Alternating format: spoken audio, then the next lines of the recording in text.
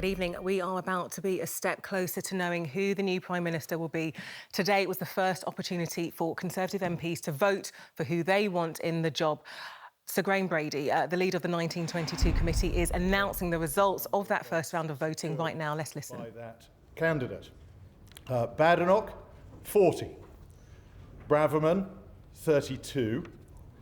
Hunt, 18. Mordaunt, 67. Sunak, 88. Truss, 50. Tugendhat, 37. Zahawi, 25.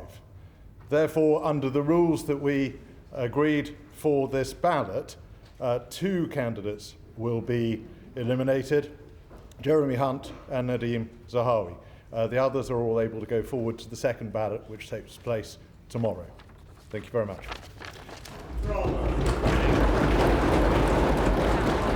Graham Brady, the head of the leader of the 1922 committee, giving the results of the first round of the voting in the Tory leadership chase. Let's speak to our political editor, Andy Bell, who joins us now.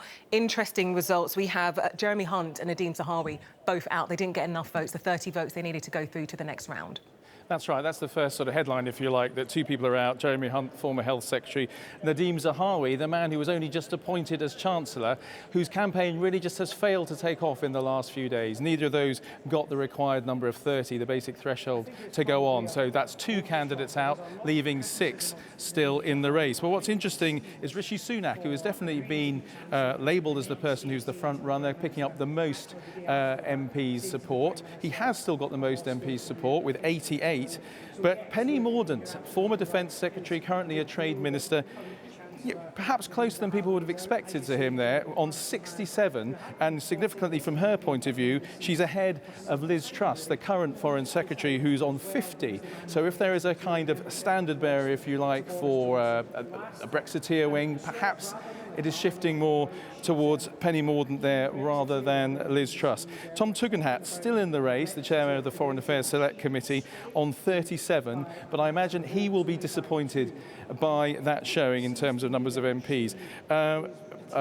The Attorney General, Suella Braverman, is still in the race on 32. She just got enough to go through two more than the required 30. And Kemi Badenoch, something of a surprise candidate in this race, a former Equalities Minister, she got 40. So she is still very much in the race as well. Now, what everyone will be waiting to see is where will the votes go from those people who've been eliminated? That's Jeremy Hunt and Nadeem Zahawi. Where will the MPs who back them, where will they go to? And will there now be a move among the people who've survived this first round? Will their votes start migrating perhaps to the candidates who are clearly out in the lead? It's going to be a very interesting few hours until we get the next round tomorrow, and I can tell you that is all that people are talking about here, this contest and the campaigns today.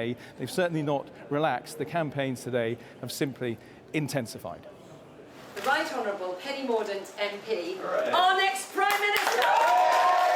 The latest entry into the contest, Penny Mordaunt, briefly Defence Secretary, patriotic Brexiteer, with this appeal to MPs and party members.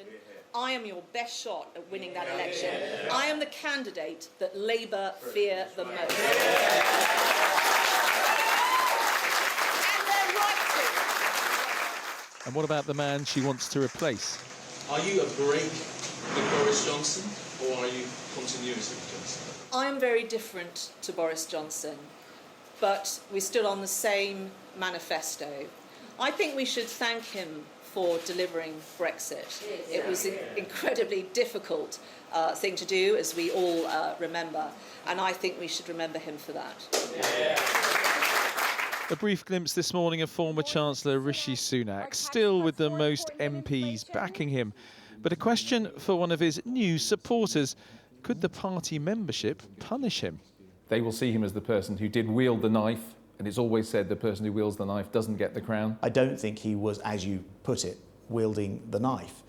He actually was doing everything he could right up to the end. Rishi Sunak was backing the Prime Minister to try to pull things back on track. In the end, as you know, particularly with the last issues with Chris Pincher, it was just, one thing too many. Unlike last week, his MPs gave him a cheer today as he arrived for Prime Minister's questions. And maybe it's the heat, but soon the Speaker was losing his cool with 2 MPs defying him. If you want to go out now, but if you stand again, I'll lord you out. Make your mind up. Either shut up and get out.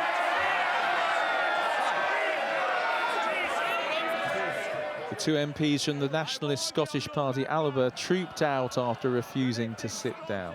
Then it was the Labour leader's turn, mocking the new cabinet, which contains a few leadership candidates. We have a new Chancellor who accepted a job from the Prime Minister on Wednesday afternoon and then told him to quit on Thursday morning. A new Northern Ireland Secretary who once asked if you need a passport to get to Derry.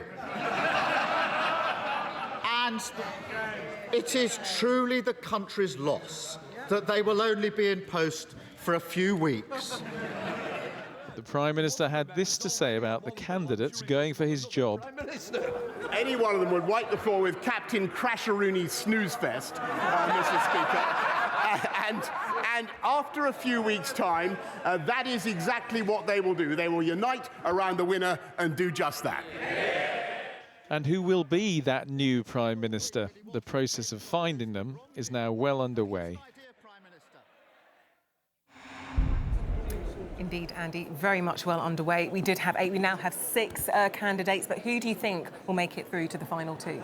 Well, I think it's all about who has the momentum now, and looking at the results from this first round, I think it's fair to say that Rishi Sunak on 88, finishing first, still has momentum.